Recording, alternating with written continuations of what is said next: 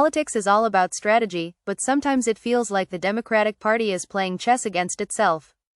Take California Governor Gavin Newsom, for example. When he recently called the participation of transgender athletes in women's sports deeply unfair, many were caught off guard. But if you thought this was a sign of a major shift within the Democratic Party, think again. His statement was more of a carefully worded half-measure than an actual policy change. And that is exactly the problem. Democrats are caught in a trap of their own making. On one hand, they recognize that certain progressive policies, especially those tied to gender ideology, are wildly unpopular with the general public. Polls consistently show that the majority of Americans, including a large portion of Democratic voters, oppose allowing biological men to compete in women's sports. And yet, when given the opportunity to act on these concerns, Democratic leaders refuse to break ranks. Why? Because their real power doesn't come from the voters, it comes from their activist base. The balancing act no one wins. Democratic politicians are in a constant tug-of-war between public opinion and the demands of their most vocal supporters. The activists, donor networks, and progressive organizations that fuel the party's machinery have a firm grip on its decision-making process. These groups don't just push for policies, they control campaign funding, organize protests, and dominate primaries. Any Democrat who dares to step out of line risks being labeled a traitor to the cause. So instead of leading, they hedge their bets with vague rhetoric while staying loyal to their most extreme backers. Consider Pennsylvania Senator John Fetterman. He has broken with his party on issues like immigration and Israel, yet when it came to voting on a bill that would bar biological men from competing in female athletics, he didn't budge. Why? Because this issue isn't just about sports, it's about maintaining party unity. The same goes for Michigan Senator Alyssa Stotkin, who deflected the debate by saying it should be left to local communities. That's the go-to Democratic response: pass the buck while keeping their activist allies happy.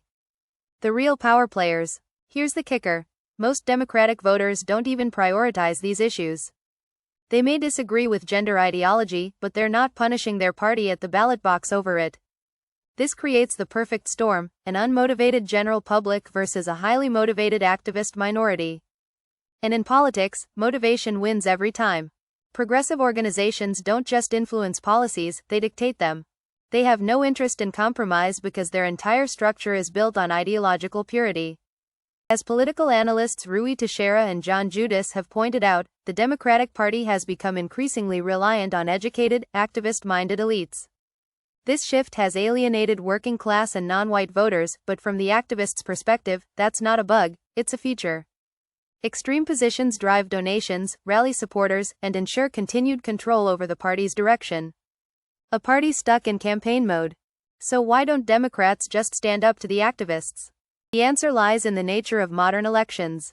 As political scientist Frances Lee explains in her book Insecure Majorities, Congress and the Perpetual Campaign, both parties are stuck in a never-ending election cycle. With Congress constantly up for grabs, there's no room for long-term strategy, only short-term survival. This means parties prioritize immediate voter mobilization over building a broad, sustainable coalition. And in the Democratic Party, that means catering to the activists who show up, donate, and make the most noise. What's next? The problem for Democrats isn't just that they're out of touch with voters on gender issues. It's that they've created a system where they can't break free from their most extreme factions. That's why Newsom's words don't match his actions. That's why Senate Democrats voted unanimously against banning male athletes from female sports. That's why Republicans have been so effective at using gender debates as a proxy for something bigger: the idea that Democrats are too beholden to their fringe to govern competently. And let's be honest, if Democrats can't take a stand on an issue where the majority of their own voters disagree with the activists, what are the chances they'll take a stand on anything else?